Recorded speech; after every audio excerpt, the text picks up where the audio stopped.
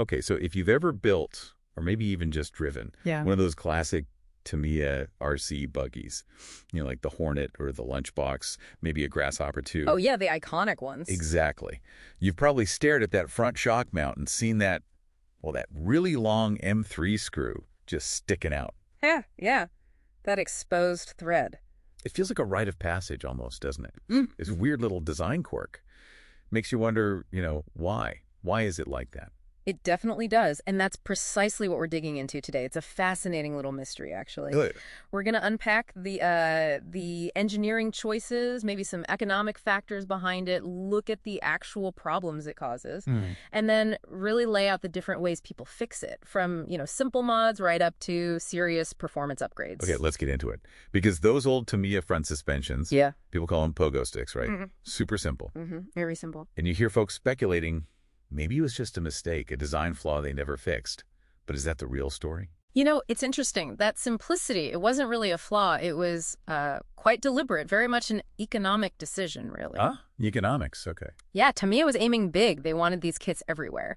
So cost had to be low and assembly needed to be easy. Makes sense. That front end is basically just a spring, maybe a bit of friction damping. It wasn't built for hardcore racing. It was built for fun, accessible fun. So hang on, that long M3 screw. Yeah. It's not some secret tuning thing or like a mounting point for some upgrade that never happened. Nope, not at all. It's just a long screw. Really? Yeah, really. Its length is, it's classic parts bin engineering. Parts of bin. Yeah. Tamiya likely had tons of these 3x30mm screws already being mass-produced for other kits, other things. It was just way, way cheaper to use this existing longer screw. Then make a new one just for this. Exactly. Then tooling up for a new, perfectly sized screw for just this one spot. So no hidden purpose. You can modify it guilt-free. Okay.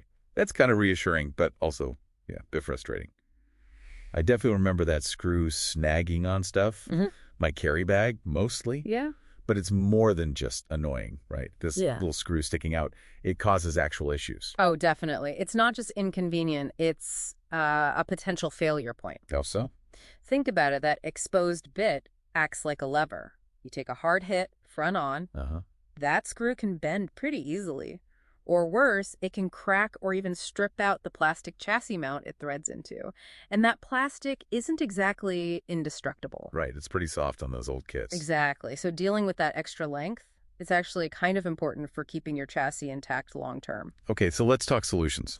What about the purists? The restorers who want that clean, stock look, but without adding extra nuts or caps. What's the move there, assuming you're okay with it being irreversible? Right. For that perfect stock look, the cut and clean method is probably best. It's pretty neat, actually. How's that work? You take a regular M3 nut, thread it onto the screw first, past where you want to cut. Then you use a rotary tool, like a Dremel, to carefully cut the screws shorter. Okay. Then, when you unscrew that nut, it actually reforms the threads as it comes off. Cleans them right up. Ah, that's clever. Like a die, almost. Exactly. It leaves a really tidy finish. Looks almost factory. But obviously, it's permanent. Right. No going back. But what if you don't want to cut it? Standard nuts just vibrate loose, right? Yeah. And even those nylon lock nuts, the nylocks, they sometimes still leave a bit of thread showing. That's the problem. Standard nuts, useless against vibration here. Nylocks are secure, absolutely. But yeah, they often sit proud and don't fully cover the end. It's not the cleanest look. So what's the, elegant fix? This is where the M3 polyamide acorn nut really comes into its own. DIN 1587 is the standard if you're looking. Acorn nut, like the domed ones made of plastic. No, yeah. So it completely caps the end of the screw, full protection. And the material itself, the polyamide, grips the thread. It gives you that vibration resistance, kind of like a nylock. But it looks cleaner. Much cleaner. Domed, smooth, lightweight. It's a really nice, non-destructive solution. Probably the best, I'd say. Okay, cool. Now, performance. People love upgrading these old buggies. Oil-filled CVA shocks, right? Big handling improvement. Oh, huge. Like night and day compared to the stock pogo sticks. Yeah. Tamiya's own #Fabi520 or #50519 are common choices. Does upgrading to CVAs finally get rid of that damn long screw? Please say yes. Well, about that. Yeah. Usually no. Oh, come on. Yeah, sorry. Those CVA shocks, they typically still mount right onto that same long M3 screw. You're kidding. Nope.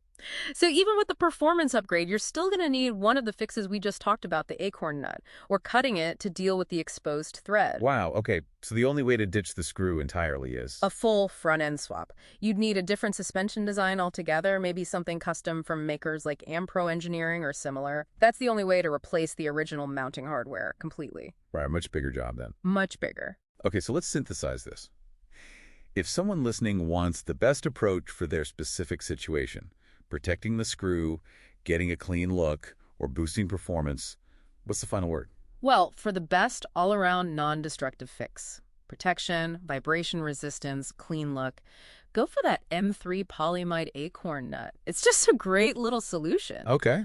If you absolutely must have that perfectly stock, hardware-free look, and you're okay with a permanent mod, then the cut and clean method works beautifully. Got it. And if performance is your main goal, CVA oil shocks are absolutely transformative for handling. Just remember, you still need to deal with that screw end separately. It really is fascinating, isn't it? This tiny little detail, this slightly too long screw. It tells such a bigger story. You've got Tamiya's clever, cost-saving design approach back then. That's resourcefulness.